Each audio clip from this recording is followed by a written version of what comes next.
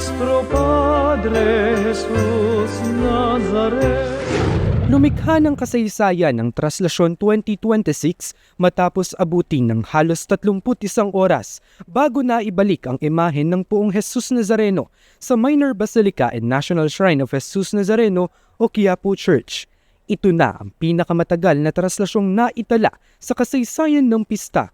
Mag-aalas 3 ng hapon nang bagtasin ito ang Quezon Boulevard kung saan libu-libong deboto ang nakipagsiksikan para lang makalapit sa andas. Halos mapaiyak sa tuwa ang 64 anyos na debotong si Joselito Vanillas mula Lipa, Batangas. Tuwa kasi may lang ulit nakabalik every year. Hindi na makapagsimod kasi galing probinsya pa.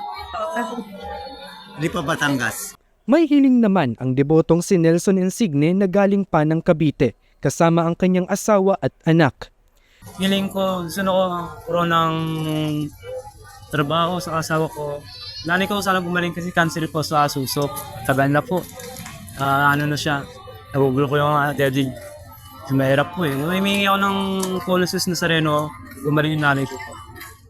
Tinatayang nasa 9.6 milyong deboto ang dumalo sa kabuuan ng prosesyon ayon kay Silgen Cabrito, Communications Coordinator ng Quiapo Church.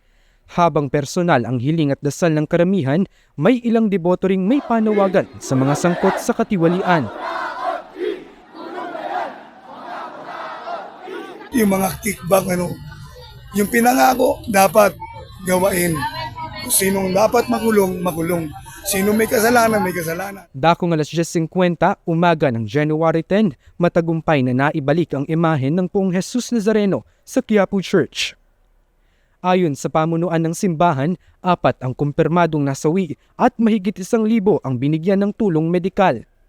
Pagsalubong sa dadaanang ruta at pagpupumilit ng mga deboto na lumapit at sumampa sa andas ang dahilan ng mabagal na daloy ng prosesyon, ayon kay Reverend Father Robert Arellano, tagapagsalita ng Traslasyon 2026 program. Pagtitiyak ng Quiapo Church, ikakasa ang mga pagbabago para sa susunod na traslasyon, kabilang ang posibleng pagbabago sa andas, pagpapaikli ng ruta at pamamahala ng mga deboto. Nakamulat sa bawat sulok ng balita. Raven de los Santos, Mulat, Pilipinas.